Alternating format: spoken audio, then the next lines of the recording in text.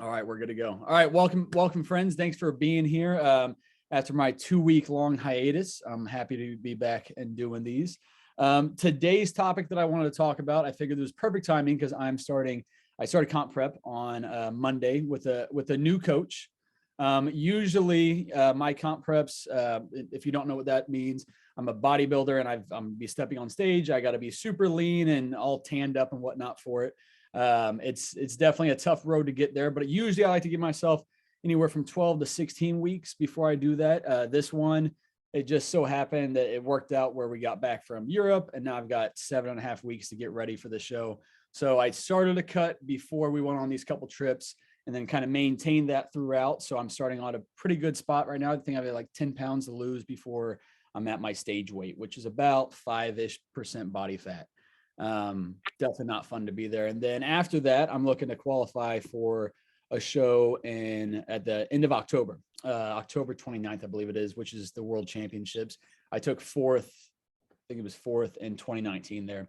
But anywho, I say all that to say that I'm starting with a new coach, and especially because this is a shorter time frame for me, it's even more important that I nail it from day one, his plan, and really sticking to that, because even though I know what to do with my own body, if I'm paying a coach to coach me, the number one thing I want to do is follow everything that coach is telling me to do, because otherwise I can do it on my own. So if I'm going to pay somebody, however much money to put me through it, I want to make sure that I'm asking all the questions. I want to make sure that every dollar that I put into that is being totally used. And that's actually a concept that I want all of my clients, all of you guys to utilize. You're not just paying for a diet plan or a workout program from me, though that's part of it. The biggest part is the accountability. The biggest part is asking questions and getting to a level of confidence in what you're doing and understanding why you're doing something. And that's where that true long-term sustainability comes in play. Because if you're just sticking blindly to a program, as awesome as that is, and you're probably going to get your results, you're not really learning the other skills that go along with it and the reasons why we're doing something that make it super important. So I'll start by kind of talking about, what my process is when I started working with this new coach and what I've done with other past coaches as well. Some struggles that I realize, and I forget about some of these struggles until I go work with a new coach, because it's few and far between for me. But this is something that is fresh for you guys, because some of you have been with me for a while. Some of you just maybe got a brand new program from me and you've been with me for a while, or maybe you just started working with me. But I do recognize that there might be some missing gaps in my communication. Maybe I'm missing something. I feel like I over communicate, if anything, but there's always going to be something to be missed.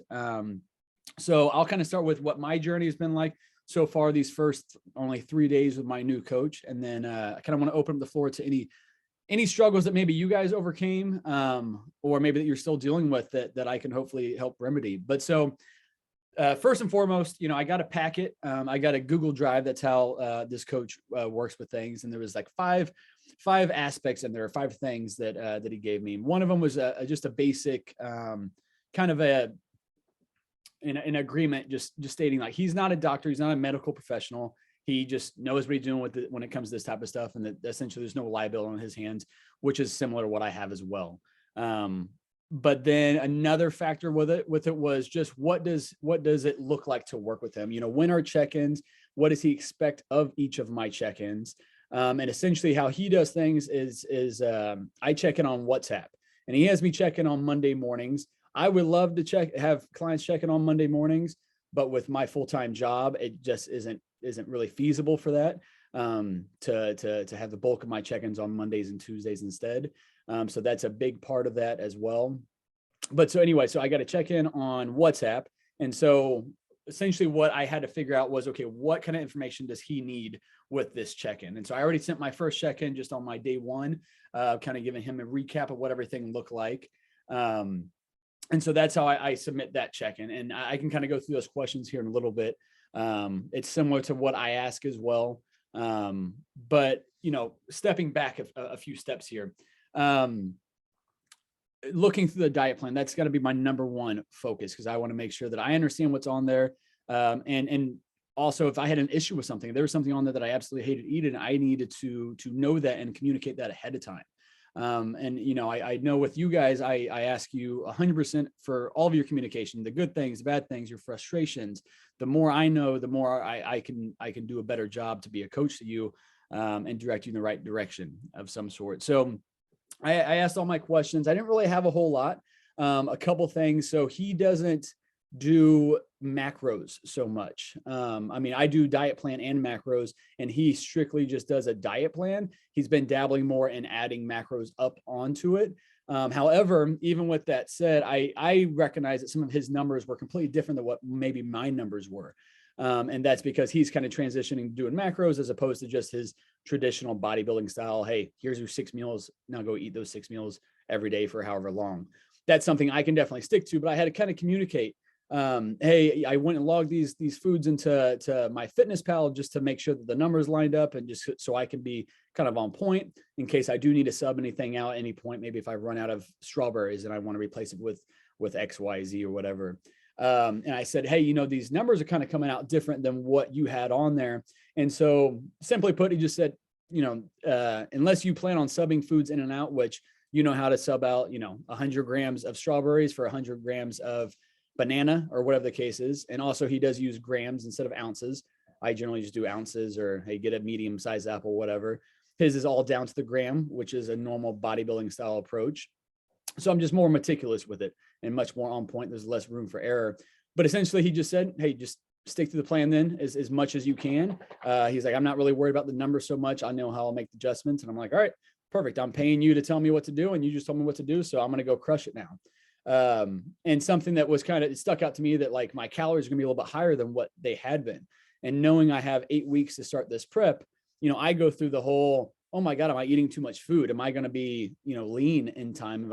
Am I going to get to, stage weight like I need to and look the way I need to? And ultimately this coach knows what he's doing, and I trust that he knows what he's doing. That's why I asked him to be my coach. So even if I have my own thoughts about it, I understand there's a method to his madness. And I wanted to learn a different approach, a new approach to cutting for myself. And that's why I went with him. So I'm just like, okay, this is what I'm doing. I'm going to stick to it to a T. And I understand that, hey, if my weight goes up a little bit, if it doesn't change at all this week, he's got plan B, he's got plan C, he's got adjustments to make, just as I tell you guys, you know, stick to the plan, and then we can make adjustments from there. But so it's, I recognize, and I always have recognized this with all my clients, and I appreciate all the trust you guys put into me, and just understanding that like I'm doing my best with it, but that you're having to kind of put your health into my hands to an extent. You know, you're putting in your 5 meals a day into my hands and my guidance with it.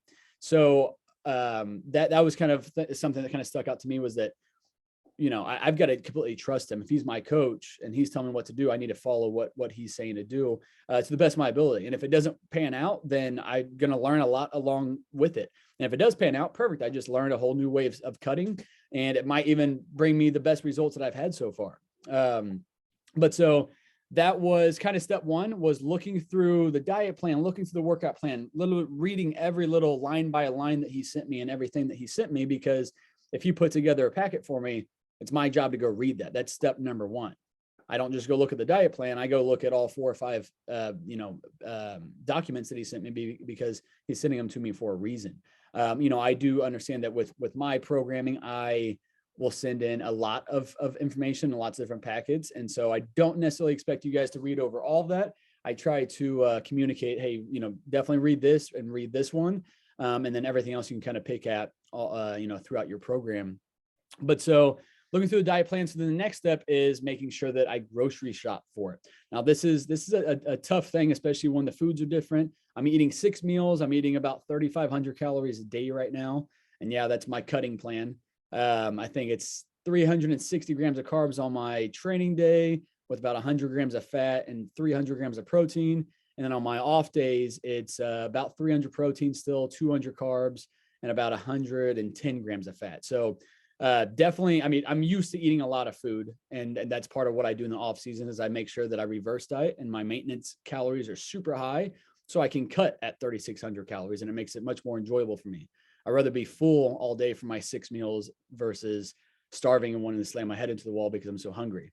But so day one was Monday. And fortunately I had the day off of, I right now it's summer break for me, so I didn't have to go to work. I could just, just do my client check-ins and everything I needed to do. But so aside from that, I made sure to get to Sam's Club this weekend and get the main things. And then on Monday, I was able to get to Price Chopper and pick up some of the other smaller things, like oranges and English muffins and a couple other things like that. And then put it all together. So then I had to meal prep it all. Fortunately, I usually, whenever I make my protein, I kind of space it out, especially in this particular diet plan. I've got an egg meal, I've got 2 chicken meals, I got a ground turkey meal, I got a ground beef meal as well, and a protein shake in there. So that's 3 different proteins I got to cook up. And they're all kind of cooked in slightly different ways. So I made sure to cook up my chicken in bulk. Actually, I cooked up my chicken in bulk before I left for Europe, and then I froze it. So that way, as soon as I got back on Thursday night, I thawed it out and had my chicken ready to go on Friday. And now actually I need to make up more chicken. So I kind of stagger that a little bit, but I know once school gets back in session, I'll have to kind of nail it all on the weekend as opposed to using just Monday to get going. But as I'm prepping, I'm like, oh shit, I forgot to go get strawberries. I need to go get some strawberries. So then I had to, luckily Price Chopper's a couple blocks down the road. If I didn't have, a Price Chopper right down the road that I could just drive the 2 minutes to, then I would have to kind of mix it up for the few days until I could go get some strawberries. And I would use rice cakes or maybe another scoop of rice or whatever the case is. But then I tracked it all. I made sure I had everything ready to go. And that was step 1 for me. Especially coming back from vacation, it's hard to lock in anyway. And I know that if my meals are not, if I don't have all my proteins and my carbs cooked and ready to go, if I don't have the right amount of fruits here on hand, it's going to be hard to stick to. And honestly, if I spent the money and the time to meal prep and to cook and to grocery shop and do everything I got to do, then it is that much more of a reason why I'm going to stick to exactly what I'm doing. Now the difference between me and everybody here is I'm stepping on stage. I'm going to be literally looked at every inch of my body with, small underwear on, and they're gonna be looking at every little thing, make sure I'm lean, making sure there's separation with everything. So it's a different level. But you're also here trying to get to a physique that you have not gotten to before as well. And so though you're not going to be stepping on stage, I hope that your mindset is, I'm going to give this my absolute best. I'm paying Marcus to be my coach. I'm paying him to help me get where I need to. So it's my job to execute the plan. It was his job to build out the program for me. Now it's my job to go follow that plan as best as I can. Now, obviously we have a lot of lifestyle clients here, people that have never dieted before. And so I definitely recognize that as well. And that comes with its own struggles. And that's kind of what this conversation here is all about. Let's see what Haley said really quick. We have food at home talk hits different when you're the adult who did all the cooking and paid the grocery bill. That is 100% true. And Nicole knows that all too well. She's like, hey, we're driving home from a friend's house, something. Hey, can we stop here? I'm like, girl, we have all of our meal prep ready to go at home. No, I don't want to drop the money on it. And no, that is not aligned with my goals. If you want to stop, you can stop, but I'm going to go ahead and, say no on this.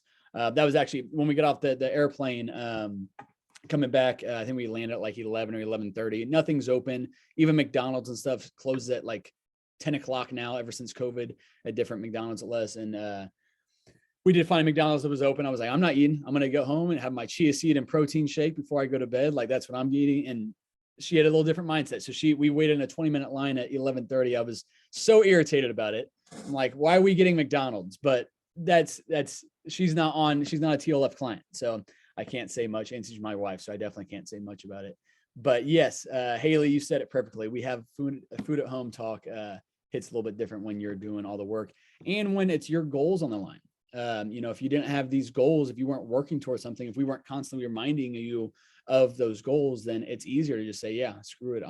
It's more convenient. It sounds better to go eat this than to go eat the chicken and rice, whatever the hell it is that you got cooked and ready to go at home. But so again, kind of coming back to it, since we are mainly lifestyle clients here, people just looking to lose 20 pounds, to get in the best shape they have, but definitely not to step on stage. There's, and brand new at a lot of this stuff as well, is what are the kind of struggles that you guys deal with is what I'm curious about. I think I kind of hit some of those things. I'm overwhelmed. I got a brand new diet plan. I got a whole supplement list. Oh, I sent a question because For instance, I didn't see where my supplements were that were on there. I know me and him had already talked about supplements and what I should be taking, and I couldn't find that list on there. And so I shot him that message and said, hey, where they at? And he's like, hey, did you see the tab at the bottom that said supplements? I'm like, no, I didn't see the tab at the bottom that said supplements. Sorry for asking. But again, like I could have sat here and been like, I don't want to bother him. Why am I paying him if I don't want to bother him? Like that is my job as a client to ask the things to make sure I'm executing the plan as best as can be. And so that's where I'm like, hey, there's things you're going to overlook. There's things you guys are going to miss. And the great thing is we don't have this 7.5 week window to be totally locked in. When you're just trying to develop healthy habits, you don't have to be perfect day one or week one or even month one. It's just about what can I control? You know, for instance, if I didn't have this comp prep and I didn't have strawberries on hand, I would not have went to Price Chopper to go get them most likely. I would have just made do and made the swap with something else. But I've got to be a little more meticulous with where I'm at. So I kind of want to open this up to the people that are here. If you guys have anything, and if not, then I can definitely come up with my own ideas about what would be some struggles. But if you guys have dealt with any struggles or current struggles that you're dealing with, or maybe, you know, weekend one, when you first got your program, what was kind of your mindset? What was the chaos happening in your mind? You just drop it in the messages or unmute yourself and say whatever. I'm about to just start calling. I think, hey, this is April. Yeah, April. I figured out my biggest struggle is I'm not eating enough, because I have to change my mindset from only eating when I'm hungry and just sticking to the plan. Because I'll get to the point, like if I'm not hungry, I won't eat. And then therefore I end up maybe eating like 1 or 2 meals that day, and then wondering why I'm not losing like I need to. Yeah.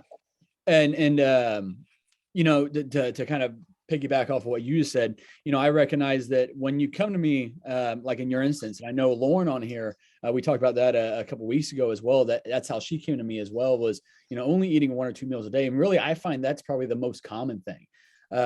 You know, on social media and things like that, it's always stop overeating, just eat less calories, exercise more, and you're going to lose weight. And yeah, for somebody who does overeat and doesn't exercise at all, that will be a big benefit. But you know, for you, April, and for Lauren as well, when you're only eating 1 or 2 meals a day, your metabolism is shot at that point. Even if you're eating big meals a day, like your body is not having to burn many calories because you're in starvation mode. And so your body doesn't want to burn any more calories. It doesn't want to lose weight. It's going to hold on to everything. Same thing is with like water intake and water retention. When you're dehydrated, you swell up with water. Essentially, you're bloated. And because everything you do drink, everything you do eat, you're holding on to, because your body doesn't know when the hell you're going to get any more water. So it goes into its own, you know, dehydrated starvation mode and holds on to every little bit of water, which is why, you know, for me as a comp prep client or competitor, when I'm in peak week, and what that means is my final week before I go step on stage, I'm drinking the most amount of water than ever before. I'm drinking 2 gallons a day or so. Mom, you're unmuted over there. You're out there yapping. I muted you though. Don't worry. Anyway, so back to your point though, April, when you're used to only eating a meal or two and you see 4 or 5 meals on your diet plan, even if they are small, I recognize your metabolism is not there yet to eat all those meals. So then it's just baby steps. We don't have to eat all 5 meals at once, but I'm going to damn sure make sure I get in 2 meals out of those 5 meals. And if I can, I'm going to try to bump that up to 3 meals. And some of that comes with your planning ahead. If you have your meals all prepped and ready to go, and the best thing to do is look at your timing. And I'll kind of get into that and circle back to what I had to do with my own timing with my diet plan, but is one of the times, rough times, that I'm going to be able to get in food. Right now, April, with you being on summer break from teaching, you probably have a majority of your day that you can eat. So you got to plan out, I'm going to eat breakfast at this time, lunch at this time, and dinner at this time. If that means you only get to 3 out of your 4 or 5 meals, that's totally fine, because you're gradually going to be eating a little bit more and more and more. Once you can nail down and you're used to eating those 3 meals, and it's not such a chore to eat those 3 meals, then you add in your 4th meal. Okay, when can I fit in this 4th meal? When can I fit in this protein shake? Whatever it is. And you gradually work your way up to that. And then from there, you know, in your situation and Lauren's situation, whenever she started with this, is that before we could really start focusing on cutting, we had to make sure we were eating enough food, and we had to kind of do reverse diet, which is kind of what I'm saying right now, is gradually eating more and more to add fuel to the fire, and the fire being your metabolism, the fuel being your food. The more food you eat in a gradual manner, the faster metabolism is going to go. You're not going to gain any weight with that. But that's also the reason why you're not losing weight, is because your body's essentially in starvation mode and it's adapted to your lack of eating. So before we can really turn and really focus on fat loss and weight loss in general, we've got to make sure we're eating enough. And there's a lot more that goes into that as well. But so that's a big key as well right there, is making sure that. And then the other piece of that is also communicating, you know, with your check-ins, that should be number one thing that you say in there, is that I'm not eating all my meals, and I'm not eating all my meals because I'm not hungry. And, you know, tell me, and then I can kind of bounce back and forth with some different questions to figure out why is your metabolism not fired up, you know. And obviously it's because you're just used to only eating 1 or 2 meals. So it makes sense why 5 meals sounds daunting and sounds like your stomach's going to explode. So the key with that is just gradual, you know, increases in your food intake, and then we're going to get there with that. And that is a journey. It's not something that, you know, the hardest part when a new client comes to me and they say, hey, I want to lose 20 pounds. And they say something kind of like that, you know, I'm used to only eating a meal or two. Well, sorry to say, and I don't want to tell you this because that's not why you hired me, but you're going to have to eat more, and we're going to have to put weight loss on hold. And while that's the hardest thing for somebody who only wants to lose weight to hear, it's the only option you really have. And so it's better to buy in. And again, like that comes back to the whole coaching side of things. You know, I'm paying Caleb to do my coaching for me. And so I'm going to trust what he's saying is what's best. If he was below me and I had a higher knowledge about everything we're doing and a lot more experience, I'm probably not going to hire him. I'm going to go hire a different coach. But I know that he has good experience with it. So that's why I'm hiring him. So same thing with that. But that was a great question though, April. Anybody else have any struggles? And I'm thinking like first day, first weekend, or maybe week 1, you know, what are some things where you're like, oh my God, I'm going to ask this question, or, oh my God, this is chaotic to me?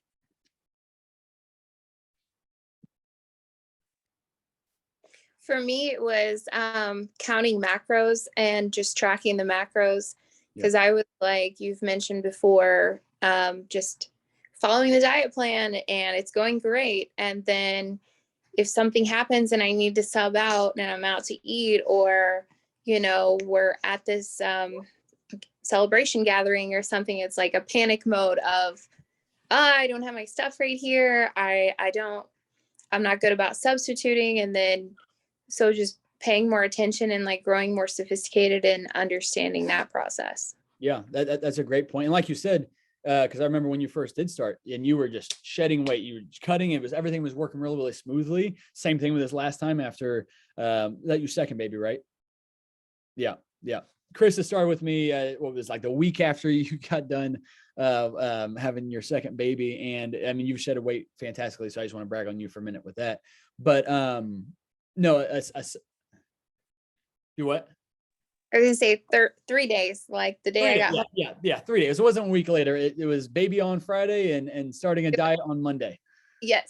Crushing it. Just ready to go. She was letting me know when she was because we had to stop training, what was it, like 3 or 4 months in, because you were getting sick all the time and we couldn't keep food down. And so it was like, just eat what you need to make sure you and the baby are healthy. But no, so anyway, back to your point though, is tracking macros. And yes, what I ask clients to do anyway in the first part is, hey, I want you to stick to this plan anyway. Like, unless you just have to make an adjustment, then I want you to stick to this plan, because I know even if you don't know how to track macros, if you're eating 4 ounces of chicken, you're eating a half cup of rice, and you're eating a medium-sized banana or 4 ounces of banana, or whatever the case is, and same thing with all the rest of your meals, then I know your macros are going to be on point, align with what I need them to be, as long as you're just following the plan and executing what's written on there. And that way, right off the bat, after week 1, after week 2, after week 3, I know that, okay, just for easy numbers, 2,000 calories with this macro breakdown is eliciting these results, or lack thereof, or you're gaining weight or you're losing weight, whatever the case is.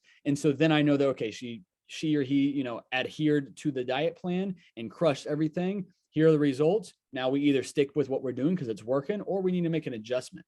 And so that then comes in the macro play. And so then what I also asked then, especially up front, is even if it seems monotonous and it seems like, why the hell am I doing this? It's a waste of time, is tracking the macros of your diet plan and actually experimenting with it. Because if you go on there, it's kind of like Wikipedia. Anybody can go in there and create a 4-ounce chicken breast on MyFitnessPal, and they could go in there and put that it's 1,000 grams of fat. We only got 10 minutes left, so you guys know. It could be 100 grams of carbs they put on there. So you want to go find the right chicken, cooked chicken breast that is aligned with my numbers that I have written down for you, or something closely aligned with that. That's also why I give you guys ranges of, 70 to 80 on grams of fat or whatever the case is, so that you have some wiggle room in there and you're panicking because you went over by a gram. That was one of the most frustrating things for me is, to figure out that nutrition labels can vary by 20%. You know what I mean? So you'd enter everything into the FitnessPal, and then you'd be way off. And then you go to your numbers and you, like you said, with your trainer, it doesn't add up. And then you switch, and try a different version of it. And then you finally just end up like going to the manufacturer, finding the label and entering your own one, because that's how you know what one is right. And then you just keep storing it in your foods because like you said, it's like Wikipedia, like they put crazy things in there. And they're way off. It's super frustrating that that's not more, there's not some sort of a regulation type of thing that goes into it. I appreciate they allow you to kind of create your own foods, your own recipes and stuff like that. Something I've done in the past, and I could never really figure it out, was I went in there and created my own TLF foods. So instead of just typing in cooked chicken and looking through 1,000, you would type in TLF cooked chicken and try to find it. I don't know if I didn't do it correctly or what the case was, because I don't think people could go find it. I can go find it. I can go type in TLF salmon and boom, there's my 4-ounce TLF salmon. And then I can go adjust that around. So I did do that at one point, but I don't know if anybody else can see it. Lauren, I don't know if you were getting out MyFitnessPal, but see if it works. She's gonna double check it. Yeah, there you go. But yeah, no, so that is super frustrating. But like you said, once you found the food and you logged it, you used it, it's in MyFitnessPal for you.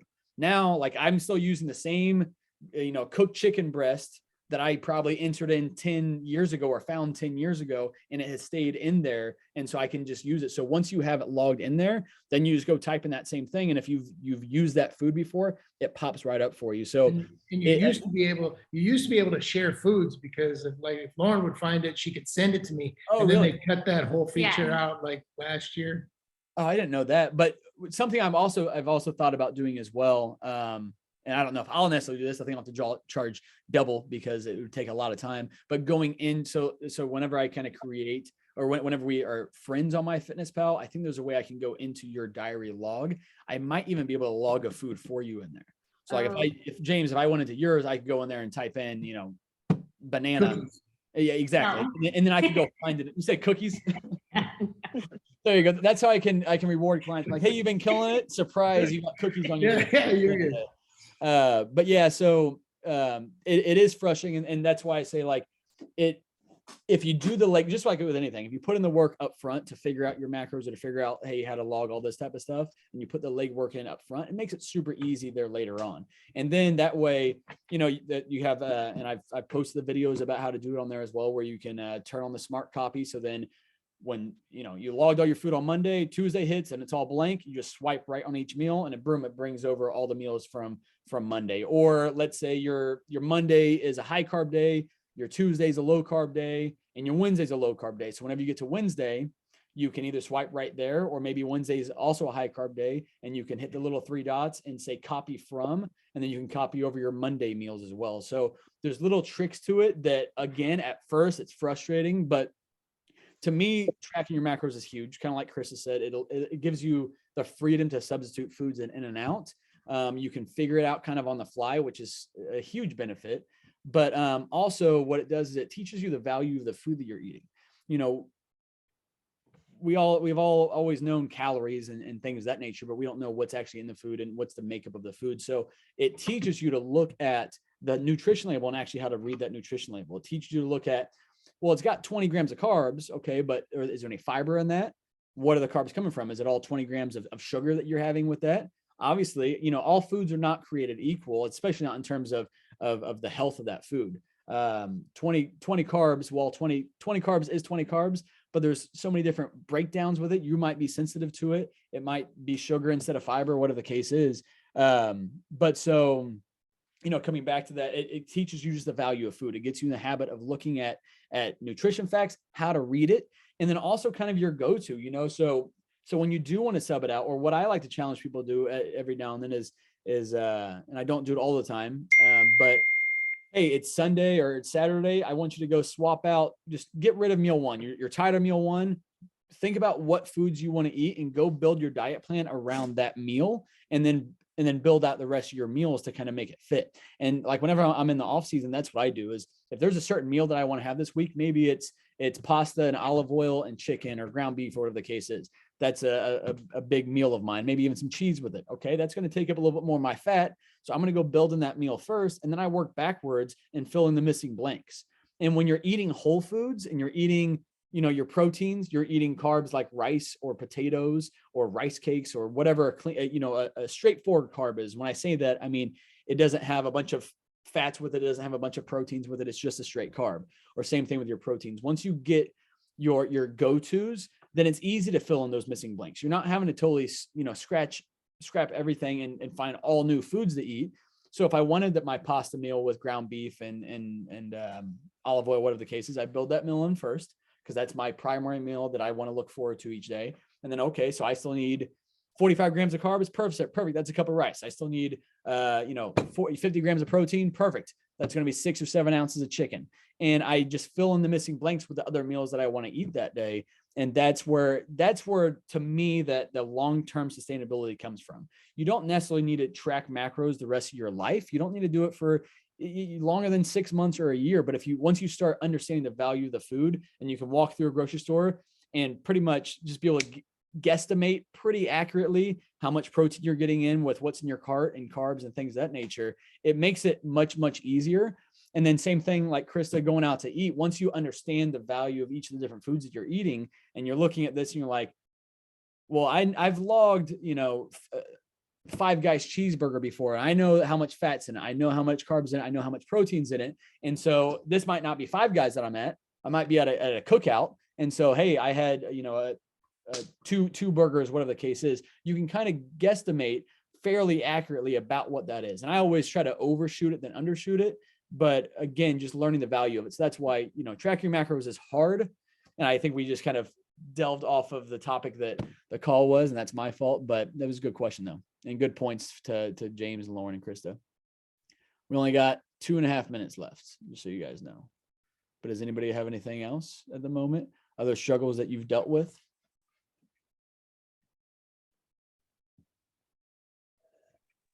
So I'll say this then, and if you have anything, just interrupt me or drop it in the comments right here. The most important thing you can do is just communicate with whatever's going on, whatever your struggle is, whatever question you have.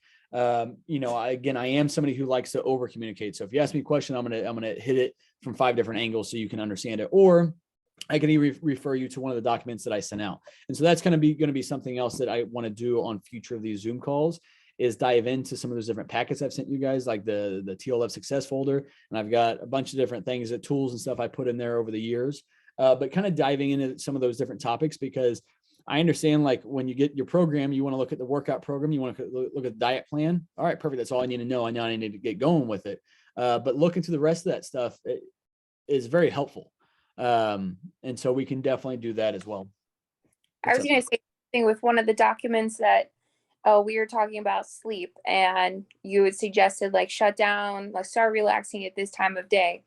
And then I went back and looked at one of the documents. I was searching for something else and read one line that said, stop your caffeine 8 hours before your shutdown time. And I was like, I know I read this document, but I didn't internalize that specific line of it until I was like deeper into the plan. And because like you just have so much knowledge to share, and it's not until you're like, oh, well, that hits right now. Exactly. And so that's a big thing too. That's another reason why I wanted to start these Zoom calls, because I know some of that things gets lost in translation, or you just miss it whenever you read it over the first time. And so kind of circling back and touching on these things now is definitely why I wanted to do these Zoom calls. Plus, it's just nice to be able to see you guys face to face instead of just over messaging and stuff. But I think it's about to expire on us. So I really appreciate everybody's time tonight. I think it was valuable. Hopefully it was valuable to you guys and to everybody else that's going to watch the recording. I'll see you guys later. Bye, friends.